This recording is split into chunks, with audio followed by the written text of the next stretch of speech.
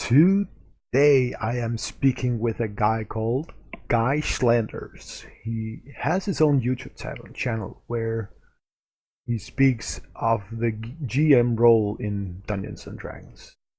And if you haven't seen it, I will encourage you very much to check it out. It's called How to Be a Great Game Master. And it tells all sorts of valuable information if you want to be a game master or try it yourself. I have used it a ton, to inspire me for my role as a game master when I play D&D. So search on YouTube for How to Be a Great Game Master. That being said, I think we should get on with the podcast.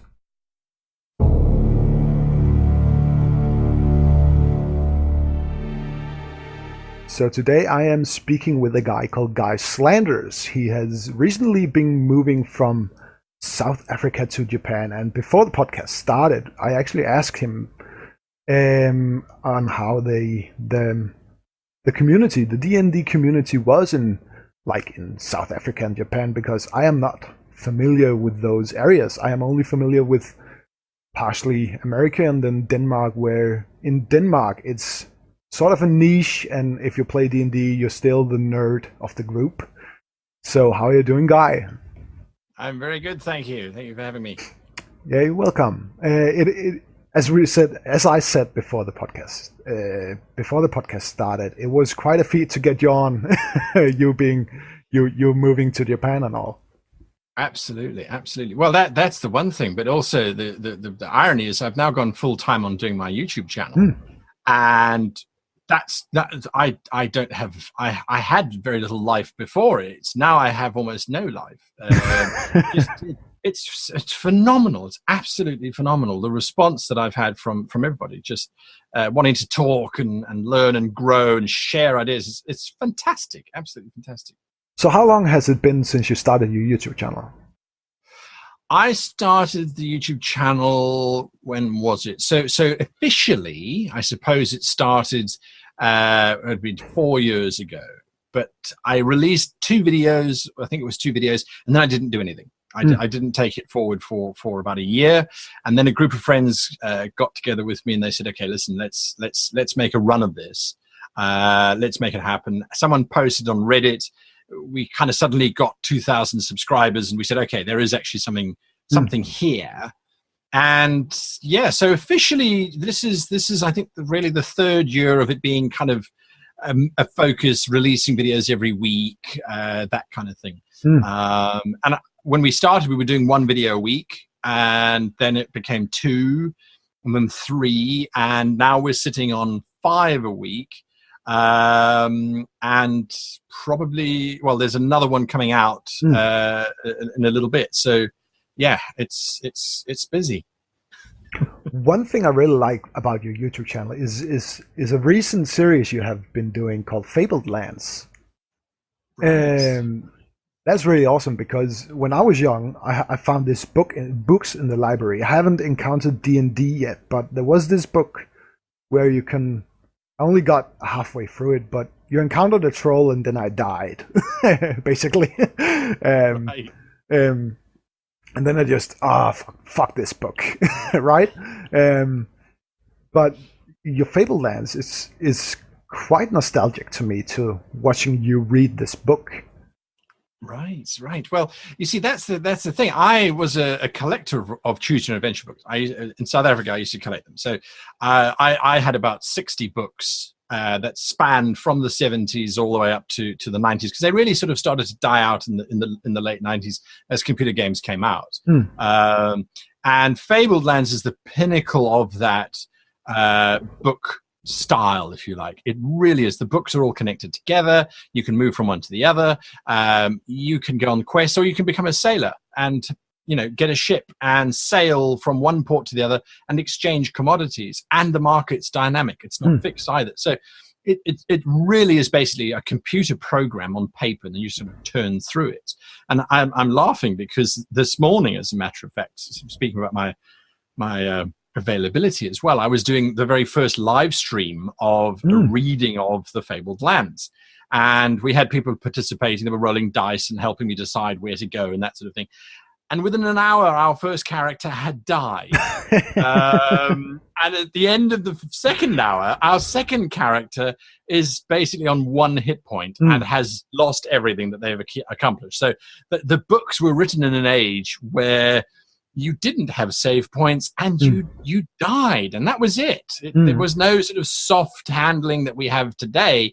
That was it. You make a wrong page turn and your character's dead. Start again type thing. So absolutely. And just the good fortune that I had was that I got hold of the authors of Fabled Lands and said, look, something that I want to do. So I sort of chatted to Dave Morris and Jamie Thompson. I said, okay, I want to do this. Can I do it? Because I was worried about copyright and stuff. Yeah. And they went, well, yeah, you can do it. No one's gonna watch it, right? So we had a phenomenal response, and then with YouTube, you get fall off. So you get the initial response to see what it's about, and then kind of you get your core group. And we got about 1,000 viewers who avidly watch every week to follow on the exploits of this. So it's been amazing, absolutely amazing. Yep. It's sort of a niche in a niche, right? Yes, absolutely. Absolutely. I have a business partner who helps with the channel, and I said to him, look, I want to do this. And he said, well, sure. We're not spending any money on it. You go off, do it if you want to do it and knock yourself out. And it's been a good response. And we've actually had people saying, okay, well, can you do the Lone Wolf books? Because the Lone Wolf Choose Your Adventures, which were written by Joe Diva, they're colossal. He wrote 25 Choose Your Own Adventure novels. They're not just sort of thin. They're proper novels. I would love to do that. And I was actually chatting to Joe Diva before he died last year. And I think it's something that he might enjoy. So it might be something that I pursue. There's a lot less choices in those books, though. They're a lot more linear than Fabled Lands. But at the same time, they're still great stories. And as someone commented, it's like this is what a module was before modules sort of became the mainstay of gaming, if you like. So, yes, it's a solo module, really. One thing that I have watched 3 episodes of it right now, and one thing that keeps me going is that you flesh out the characters. Like you do different voices. It's not like a monotone, like blah, blah, blah, blah, blah, right? Because then it would be very boring if it just was. I'm glad you say that. I try. It's also something that when I started watching your YouTube channel, when I was like in the infancy of becoming a GM, it was like something that struck me hard was the possibility to like do voices and like immerse yourself in NPCs other than just and then this guy comes up to you and he says A, B, and C, but like living in the characters. It's something that you have made my game master role to be. Well, that's fantastic to hear. I'm glad that I helped sort of encourage that. I mean, ultimately, I always say I can tell you what I do, and if it helps your game to be better, then that's fantastic. If you can make it your own, then that's brilliant. I'm releasing a book hopefully at the end of September now, and it's on how to create a campaign. And I've been writing it on and off since June. It's really just sort of taking what's on the channel and sort of turning it into a workable book sort of thing. And we finished it off, and I read it, and the business partner read it, and he said, you've got to talk about NPCs. You've got to include them in creating a campaign. Aren't they part of the campaign? So I said, well, yeah, technically it's an but then I started to add in those chapters on NPCs, and I think people are often daunted by the challenge of NPCs and making them feel like they're alive. So yeah, I definitely hear you on that. And in terms of the accents and things, I try and do accents. I'm not fantastic at them, and I know that I start in one accent and I kind of can drift around into another one. But the idea more is just to give a sense of difference, otherworldliness. It's not just the same person the guys are engaging with. But if you can't do accents, I don't think it's a train smash either. I think it's in the book we talk about the if the NPCs have kind of got four things that you know of, they've got a goal, they've got a task, and they've got a career. Then you're basically golden to be able to come up with dialogue on the fly and drive stuff. So you don't have to find an accent to put on. It certainly helps, I think. And something that was raised, which I found quite interesting, was I had a GM write to me from Hungary, and he was saying they don't play in English. They play in Hungarian, I suppose. And his challenge was that to do an accent in Hungarian is trying to say, okay, speak Hungarian and now do a German accent while speaking Hungarian, or do an Irish accent while speaking Hungarian. We don't have a lot of experience with that. We know what an Irish accent sounds like because we've watched television and we know what Irish people sound like while speaking English. But if I were to ask you, what does, let's say, an Irishman sound like when they're speaking Danish? You can hear that they're foreign, but do you hear a specific type of accent that's unique to the Irish way of speaking? So to convey it into other languages is very challenging without it sounding comical or like you're sort of ripping off the language. So it's a big challenge. Well, actually, in Denmark, we're fortunate enough to have a lot of accents and dialects. So it varies a lot, even though we're a small country of only 5 million people, 6 million. Yeah. We have, if you live in the western part of the country, you can't be like the language in quotes is so different from if you're living in the east side of the country. So we have a lot of diversity, and then I use this diversity as like fleshing out my characters. So I don't necessarily use, like, in some parts I use like an American Danish accent because it's just comical, right? Right. Right. But I use the dialects of my country to, like, the dwarves speak in like the Western Jutland, for example, and I have like the posh elves speak like from Northern Jutland, something like that. That's lovely. That's fantastic. So I don't go beyond borders, so to speak. Why did you focus on Dungeons and Dragons with the YouTube channel? Well, we've tried not to focus on Dungeons and Dragons, but it's an interesting question. When we first started in South Africa, anyway, the number of systems out there are fairly limited. Accessibility for a long time. Once Amazon kind of came in and then left and then came back again, it opened up the world a bit more in terms of different systems and things. But Dungeons and Dragons really is, whether you like it as a system or not, it's become the benchmark against which everything else is rated. So, you look at things like Call of Cthulhu and you go, yeah, well, that's great, but it's not going to run for a long time. You look at Pathfinder and Pathfinder 2 that's coming out, and you go, yes, it's great. D&D does that already, or it does, it's a D20 system. I was looking at a German system that was sent to me the other day, to Genesis. It's a fantastic system. It really is a great system. But when you compare it, you start to compare it to Dungeons and Dragons. So that's where the biggest market is. We have to be very aware that the biggest role-playing community on the planet, as far as I know, is the USA. And Dungeons and Dragons there is really strong. There's lots of Americans that I know of that hate it, but it's still the most prevalent space. I think it's the most accessible as well. So what I try and do on the channel is I try and give advice that is not specifically Dungeons and Dragons, but it will be fantasy, because although I love sci-fi, sci-fi is a very small part of role-playing. Fantasy dominates. Mhm. It really does. And when you put the two together, it becomes hard not to sort of talk in Dungeons and Dragons terms when you talk about the races. Do you think it's because it's easier to imagine in a sense? It's easier to imagine like high elves and orcs. Like the humans. That's it. I think it's just permeated. It really has, and that's because of things like films and television. Whether it's Harry Potter or The Lord of the Rings or one of the new TV series that's playing.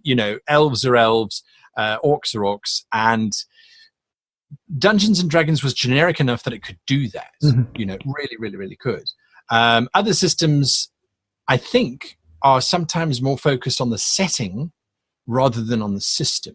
So for example, with Lone Wolf, with those gaming books, there's actually a Lone Wolf RPG, which is a very simple role-playing system, but it's based in the Lone Wolf space. So your barrier to entry is you have to know the Lone Wolf space, then you have to know the system. Dragon Age, I'm just looking at the books here next to me. Dragon Age, great computer game. They translated it into a role-playing game. It won a whole bunch of awards. I have the book, but I can only play it with people who know about the Dragon Age world and Ferelden and all those kinds of things to actually appreciate it. So it's like we're going to take the marker, we're going to make it smaller, and then we're going to make it even smaller, and now we're going to make it even smaller. So, I have actually been looking at the Dragon Age role-playing game because I like the way you have some. What was it? There's some dice that does something like critical rolls, right? Right. Yeah. So you can do some amazing stuff. Right. Absolutely. It's great system. Yeah.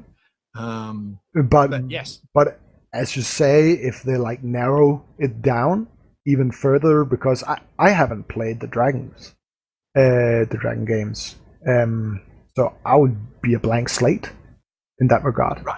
Right, absolutely. And I mean, it goes to something like Star Wars or Star Trek as well. Both of those have got a huge amount of history behind them.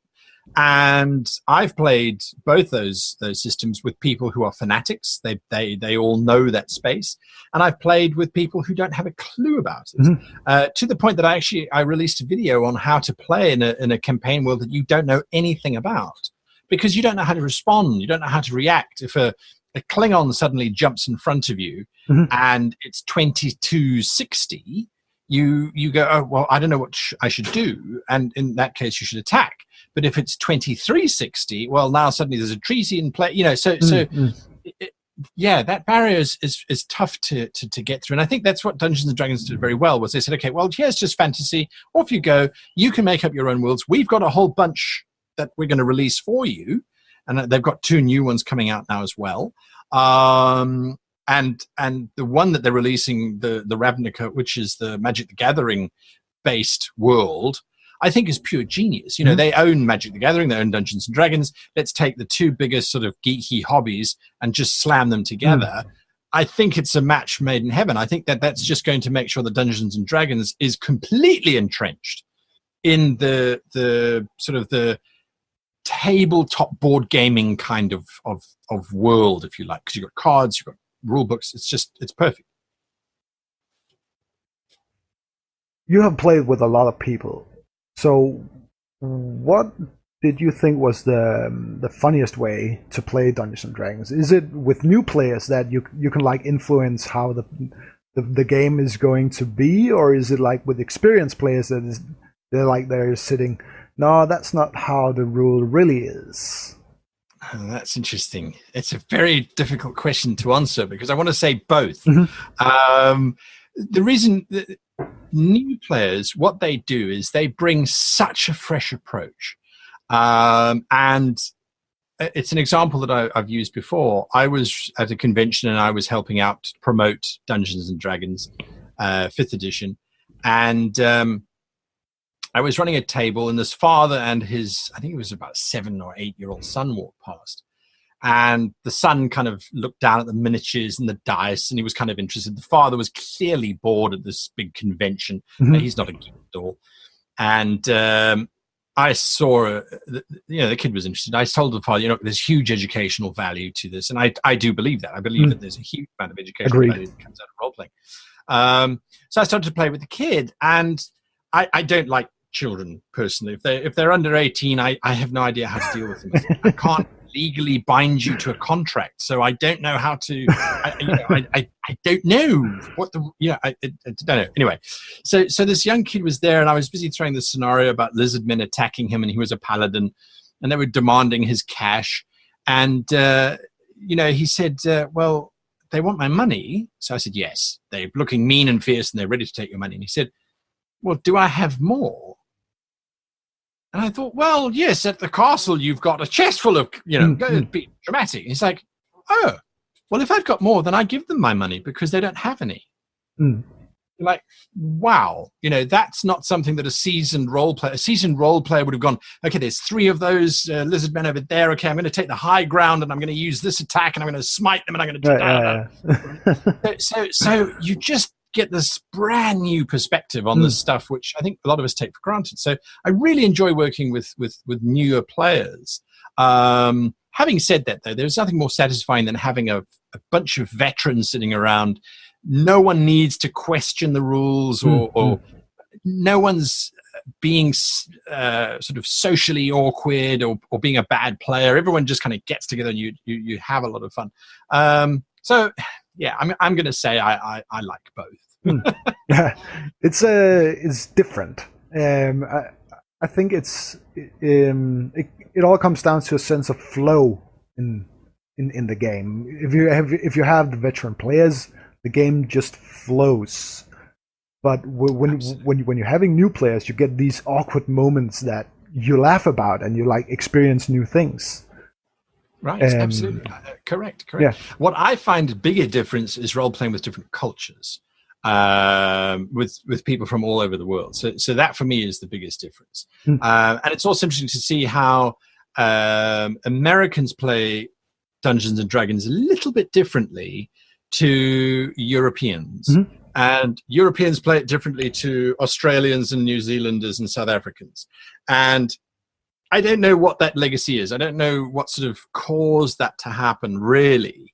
But for me, anyway, it's quite an interesting space to kind of watch and sit back and go, okay, that's interesting. And the headspace that those different sort of groups are in. It's that for me, I think is worthy of a study somehow. I don't know how you would do it, but Americans are a little bit more, and I'm generalizing massively here, but they're a little bit more interested in their own character as well as overcoming the story. So there's a bit of a goal focus, but there's teamwork focus, but there's definitely a self-character value system, which I suppose you could argue is American anyway. Europeans tend to want to avoid the self story. They don't want to steal the limelight from anyone else. There's like, I don't want to tread on anyone's toes. I don't want to take that space away. There's definitely cooperation, but there's a certain reservation. And I think then you get the sort of the South Africans and the Aussies and the New Zealanders who are, let's just get it done. Let's do it. Let's hit it. It breaks, and then we'll hit it some more, type of thing. I don't know. Maybe I've just been playing with the wrong people, but generally that's kind of how it works. And certainly, having moved here in Tokyo, it's been interesting to see, because here you've got. I was at a convention the other day, and I was playing with a New Zealander, a guy from Denmark, an American. There was a German player as well. There was myself from South Africa. So you get these cultures really pushed together, and it was interesting seeing that dynamic at play. None of it was bad. None of the approaches are bad. It's just different. Exactly. I think the game I'm running now with some close friends of mine, it turned out to be like one of these murder hobo games. So I'm doing everything I can to like steal the damage away. Right. I want them to explore different paths of the game. And I think your YouTube video on this topic has it had made it easier to approach this dilemma, because you also want them to feel powerful. You want the players to feel, um, yeah, powerful as I said, but also like they make a difference, and not just. Well, in this game, you can't deal damage. You have to do something else. It feels like a little meh in a sense. Absolutely. Yeah, it's always difficult. It's always difficult with murder herbers. You've got to ask, why is it that they're doing that? Is it because they don't know of a better way? Sometimes if you're playing with the same group, you can have an adventure. You run the adventure to its conclusion, and then you start another one, and you make sure that there's just no opportunity to attack. They arrive at a village, and the village confiscates all their weapons, and now they have to go into the village and do a series of negotiations and discussions. So there are ways and means of doing it, but yes, you don't want to disempower people either. The warrior, if you take his sword away, it's the same as taking the spells away from a wizard, and no one's going to like that. So it is a tricky subject. And like I said, the other challenge is that if the players want that, if they want to basically play like a Diablo, the computer game style role-playing game where they just kill everything and then they get the money at the end of it. Well, if that's what the group wants to do, then sometimes that's sort of kind of what you have to give them. So where did you have your best experiences with D&D? What comes to mind when you're like, okay, that was a wonderful moment? There are quite a lot of them. It's been a long stretch of years. So I think for me, the moment that was truly, I suppose, sort of sticks out in my mind it was fairly recently, actually. I was at a convention where it was competitive dungeons, or because competitive role-playing. And the way that it worked was that you ran 3 sessions. So Saturday you ran 2 sessions, Sunday you ran 1 session. And you were judged on those 3 sessions, and then your sort of score was taken from that. But the whole idea was that you had a random table of 6 each time. So 6 players joined your table each time. So you weren't playing with the same people. So you were getting different scores. And I ran the first session. And the second session, I had the same players. And I went up to the game marshal and I said, okay, listen, I've got the same players here. This is a problem. And they went, no, it's fine. You just carry on. And then the Sunday I had the same players again. And I went to the games, organizer, and I said, okay, now this is a problem. I'm being judged by the same people. And because of the way the competition worked, you got to see your scores. And I said, and these guys are rating me quite highly. So this is a problem here. I need different players. And he said, they all said that if they didn't get to play at your table, they weren't going to come back. So we'd rather have people attending than not. And those people, most of them, once we'd finished the convention, most of them then carried on playing with me as a group that got together every week. So it wasn't the fact that they were so desperate to come back. It was the fact that we had 7 random people had got together, never known each other before, and suddenly this friendship formed. And I'm still friends with all of them to this day, that's now 8 years ago. So that for me is those are my great moments in D&D is meeting complete strangers and yet having this instant connection and then just being able to run with it. And build these friendships over imaginary stuff. How cool is that? I think exactly. That's one of the most profound things I found about D&D. I myself, I am an educated pedagogue in Denmark, so I like kids lower than 18. I teach kids to be social, and I teach kids how to learn, and I see Dungeons and Dragons as one of the best tools to do such a thing, because you can distance yourself from you and have this avatar that you're playing. I think it's one of the most wonderful things, because it also teaches the kids how to fail and how to get up again. Right.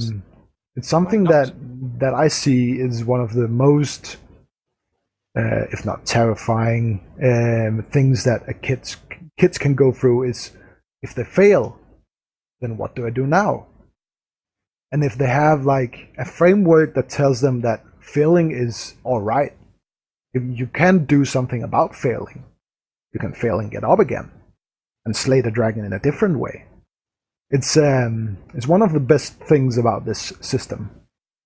I couldn't agree more. Absolutely. And I mean, for me, I look at what it brought to me, huge language skills, language confidence,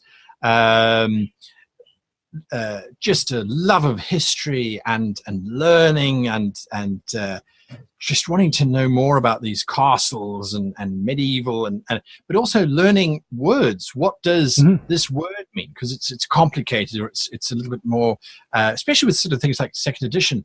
Maths has never been a strong point for me.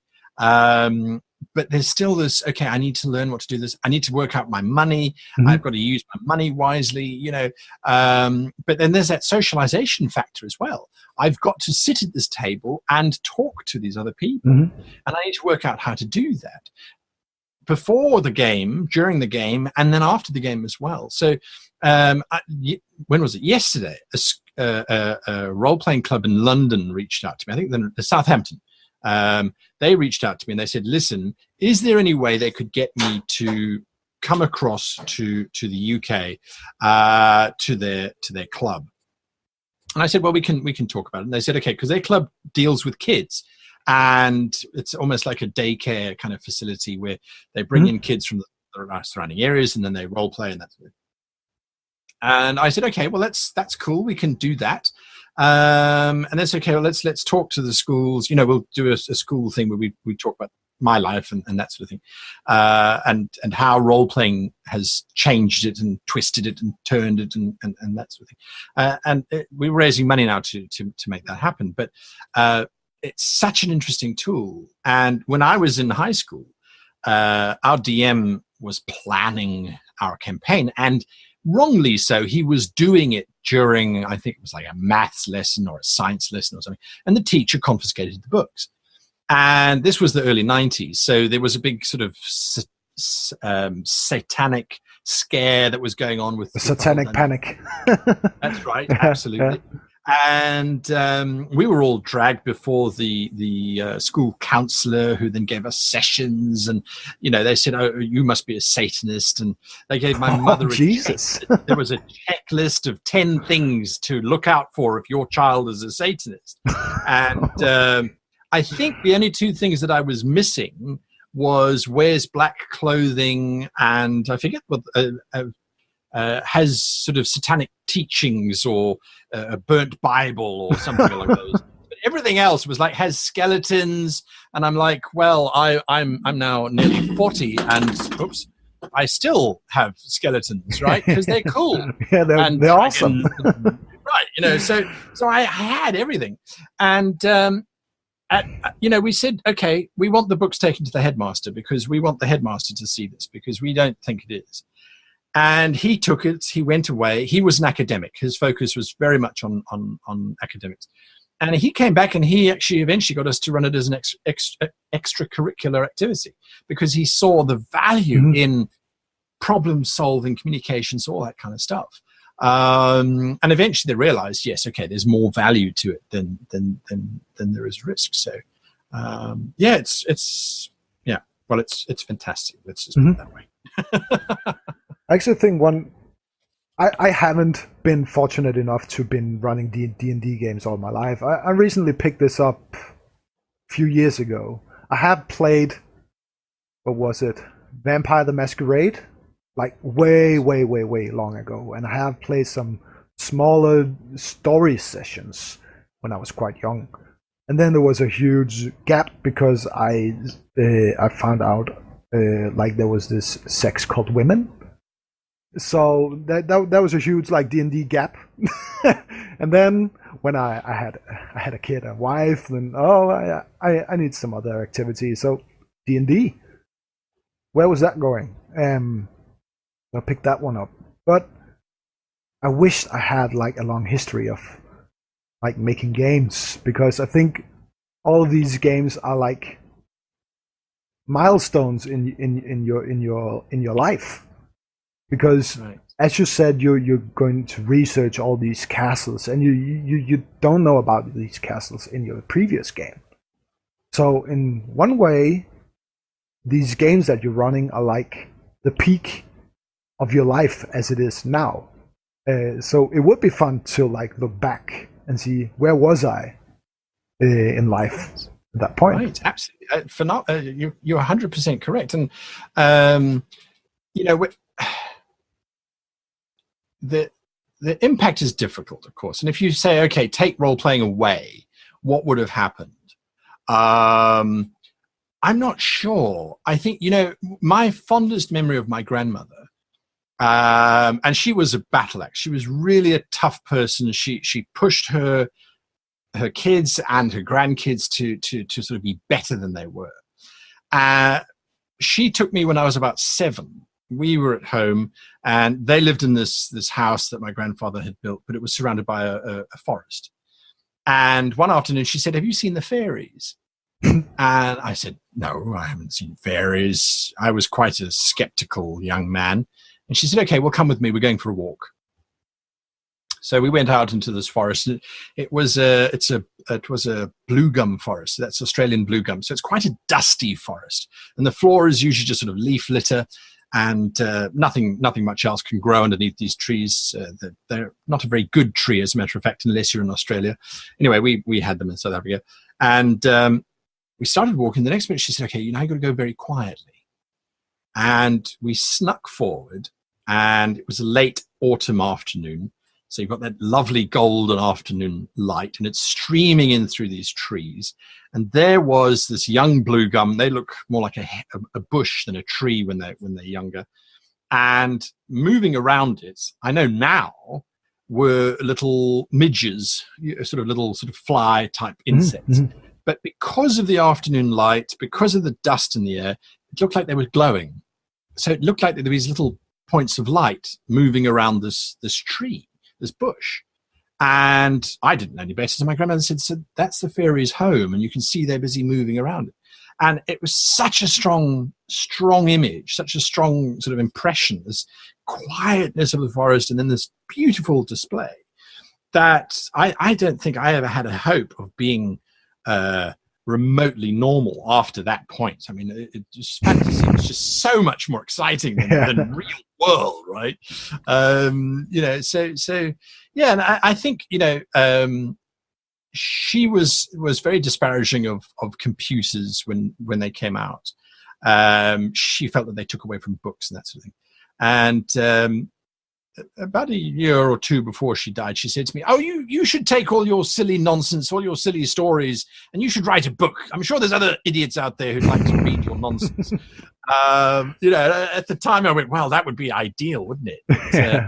But, but now we're slowly getting there. And I don't think there are other idiots out there. I think there are people out there who really, who need an intelligent outlet that we don't get in modern day sort of stuff. Because you have to be smart to play the game. There's no two ways about it. There's rules and mechanics and this and that. The next thing, it forces you to up your game, I think, anyway. Exactly, you have to be smart to play it. It's one of the things that D&D does for the individual, is like it makes you think. Even though if you're not smart, you think of different ways. You think of ways to go around the problem, and if there aren't any ways to go around the problem, you face it head on. You face the problems that you're dealing with, and I think it's one of the most valuable things of life is to face your problems, right? Right. And the D&D framework is like, okay, it's okay to fail. It's not life in quotes. It's you can try out stuff, and if your character dies, no problem. You make a new one. It's hard sometimes because you grow attached to these people, that you play with. That's it. That's it.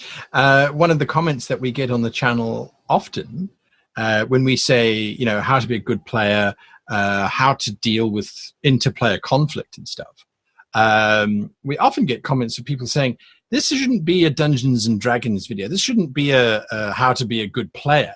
This is how to be a good human. Mm-hmm. And you're like, well, I didn't want to say that. But yes, if you're a good human, you respect your fellow players, you listen to your fellow humans, you talk with them, you discuss, you know, and that's stuff that you should be doing when you role play, at least according to how I see role playing as being beneficial. So yeah, we should get it as a school subject, I think. Exactly.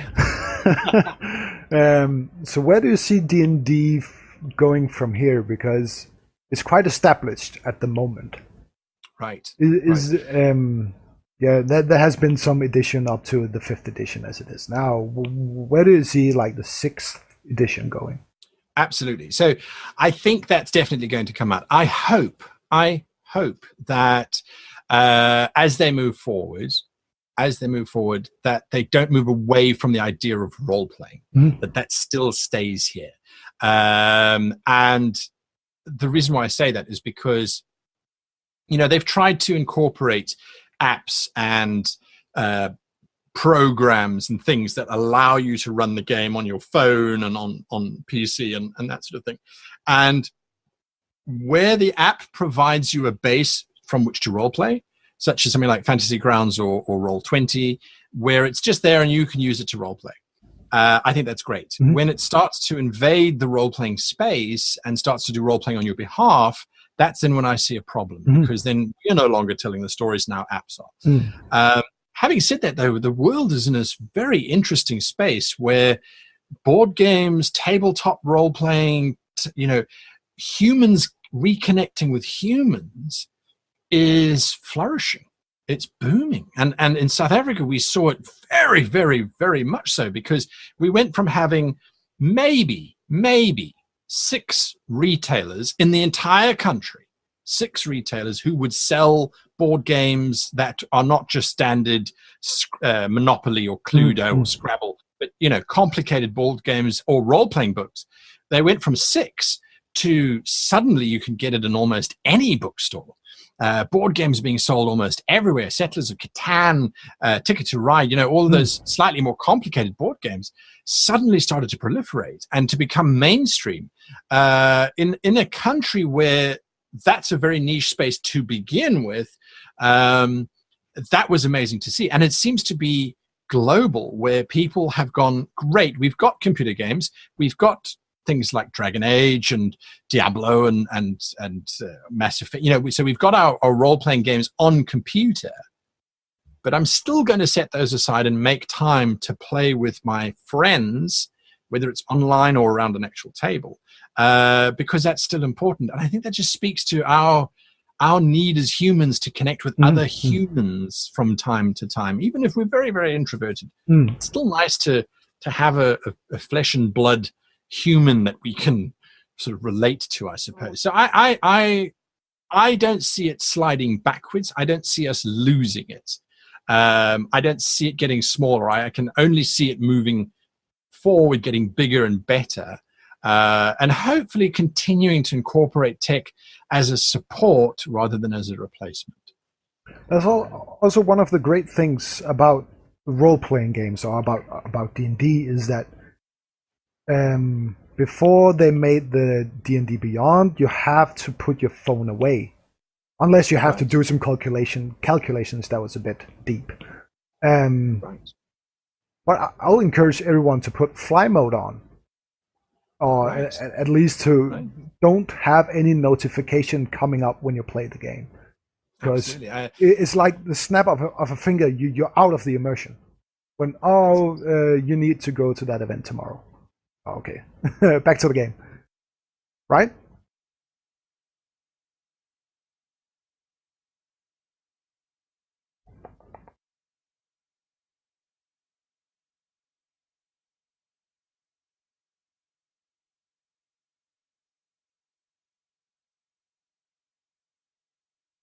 You're back. Yeah, back. I said, Right. oh, okay, you're staying still right now. Right. From my side, it was your side. So Okay. yeah, I was in the States in October, and I was with a bunch of fans from the channel, and the guy's den. Americans love their dens, but the den Mhm. is just gamer's paradise. He's an artistic genius when it comes to making models and props for his games. So just beautiful work. And he's got monitors set up to remind you of your initiative, or so he's got the tech supporting the game. But you walk in and he opens up this little treasure chest and he says, right, that's where your phones go. Mhm. And you go, oh, but I'm expecting an emergency call or a whatever. And he said, is it a real emergency, or is it a it's an emergency that you have to be somewhere at 9:00 tonight? No, it's that kind of, all right, phone goes in the box. We'll remind you at 9:00, and people with their character sheets on their phones and that sort of thing. Absolutely. I understand that we're in an age where people have everything on their phone. And you do have to make certain allowances, but I totally agree with you. When I'm role playing, I don't want my phone near me because I don't want to be reminded of the real world and an email from so and so asking for. Don't care, right? So yeah, I don't know. You also sit around and you get role players who are in their 30s or up. And the reason why I say in their their 30s and up is because that's sort of pre-cell phone generation. And it's all the cantankerous, nowadays, we didn't have phones and all this nonsense. And then you listen to the youngsters. By youngsters, I mean anyone sort of 33 and under. It's like not having your left arm with you. So one has to be cognizant of the fact that there is this sort of disconnect, this tech savvy generation. But it's interesting to see how we're moving away. And there was a piece on Sky, I think it was on Sky News, where they're now releasing cell phones that can only make calls. They can't even send messages. And the phones are being bought en masse because people are going, a phone that can only phone? That's insane. That's mind-blowing. That's genius. Like, well, that's also 1990s technology, so it's good. Humans are social. We need to be social. It doesn't matter how geeky you are. And I think that's something that a hobby brings and says, hey, you want to be geeky and have a giant beard, or you want to pierce yourself 50,000 times with bolts and spikes and things, or you just want to hang out and be with people who don't care about that sort of stuff. This is where you can come. So, yeah. It's a great game. Well, Guy, I haven't got any more for today because, like I said before we started, I need to go to a wedding anniversary dinner. So we need to stop at some point. It has been very, very fun to speaking with you. Absolute pleasure. Absolute pleasure. You've got good questions. So great.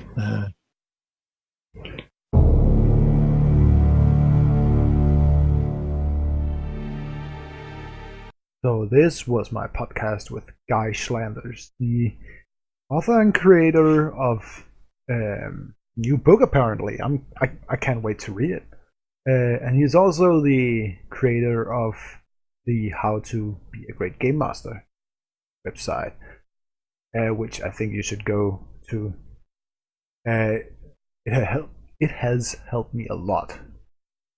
And I'm sure it will help you too. If you want to support this podcast, please visit my Patreon page. It has 0 patrons as of now, but you can be the first if you choose to support my Patreon. Please do so at patreon.com/thestorypodcast. No capital letters, no dots, no slashes, just thestorypodcast.com. I'll see you there.